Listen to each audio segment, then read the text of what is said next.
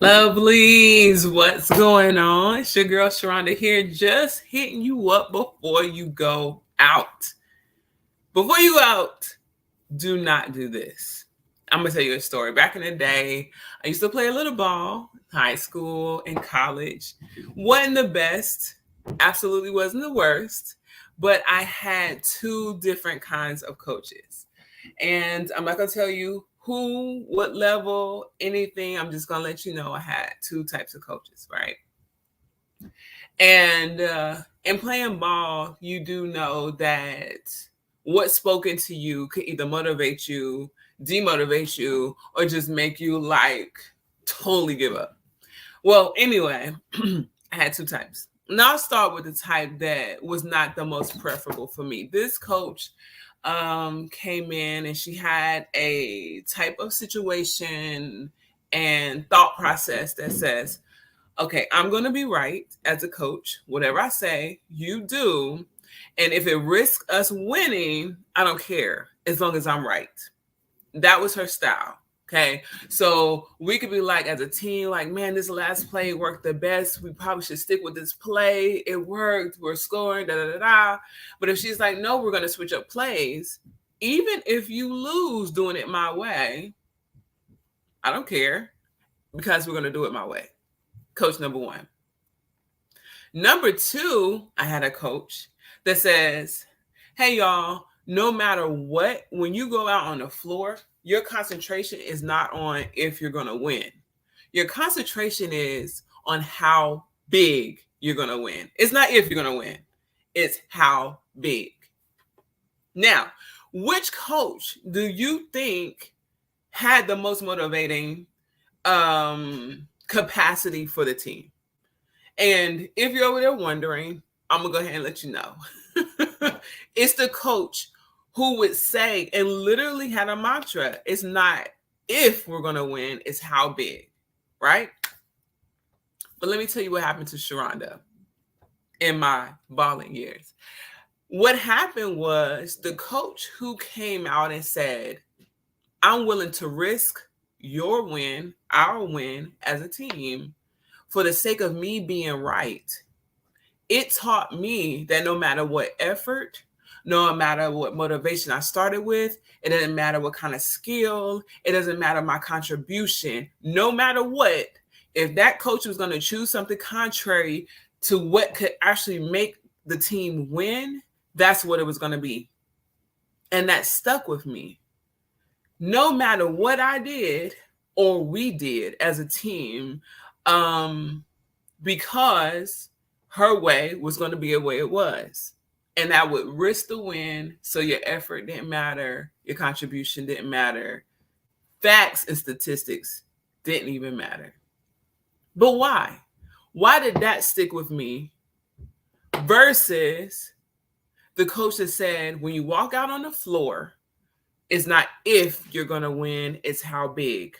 Why did the negative statement stay with me longer or have the most impact during the time than the one who was mantraed, who was very persistent about winning ain't even a question.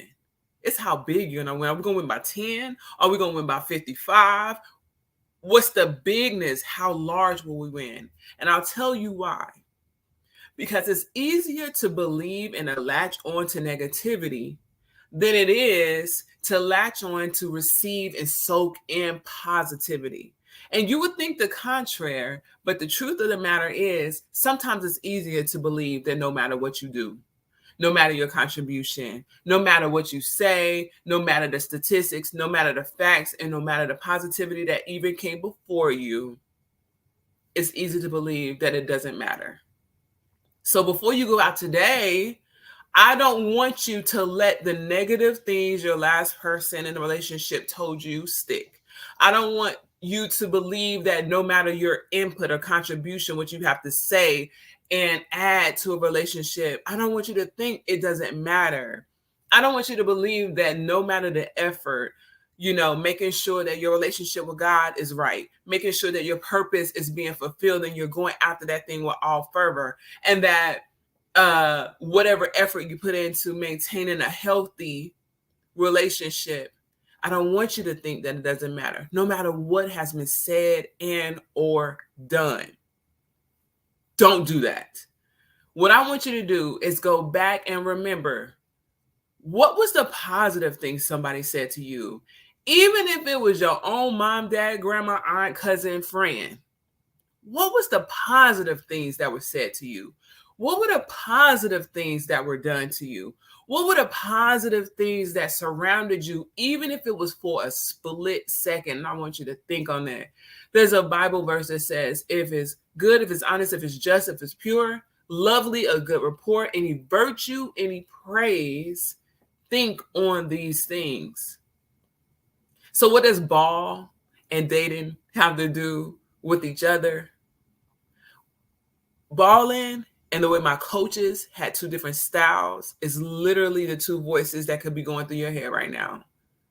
Based off of what somebody said and or did, your effort, your contribution doesn't matter. So guess what? I'm actually not care to date. I'm actually going to sit back. I'm actually going to lower my standard. I'm actually going to be afraid to invest in getting help. I'm going to be afraid to go to that next party. I'm afraid to even let somebody actually take me out. And guess what? Not even being afraid to go out, but afraid of opening my heart. Because my effort last time, my contribution, what I had to say, the things that I wanted to do as a team, it didn't work. And that other person controlled the health of it. So what I have to say and do, it doesn't matter. But it's a lie, sis. It's a lie. It's a lie. And it is a lie from the pit of hell. And when I began to realize that I was allowing that voice to outdo the voice of, you're going to win. That's not the question. You're going to find a great mate. That's not the question. How soon, how big, how great, how enormous of a blessing it's going to be, that's just a question. It's going to be great. It's going to be enormous. It's going to be awesome, right? But you got to make sure that you're not sticking and absorbing and staying with the negative comments, behaviors, and actually the past.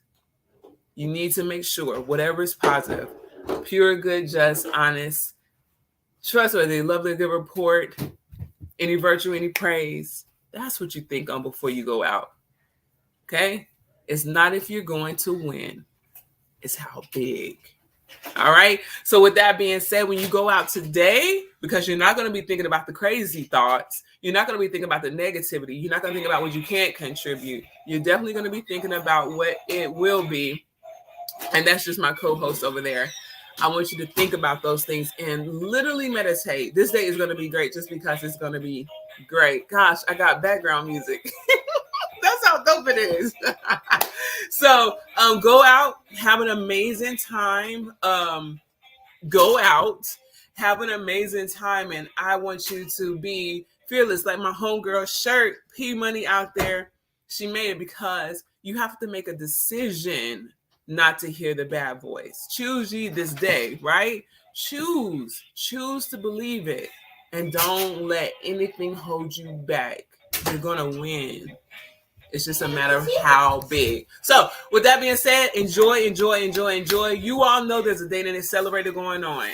It's not if it's going to happen. It's how soon. It's how much quality. It's how connected, how aligned. And I am here to help you do that. September 15th through the 17th. If you have not gotten your ticket to be in all of these sessions that are super interactive, you need to go ahead and do that right now. I don't think so. Okay, sorry. I was talking to my co-host. So go ahead and do that. I'm going to drop a link. All you have to do is look through some of the information. Go ahead and choose which ticket type you want and be in the building. Because your contribution matters, your presence matters, what you have to say, what you have to do, and you. It all matters. I'll talk to y'all later. This is what you don't do before you go out.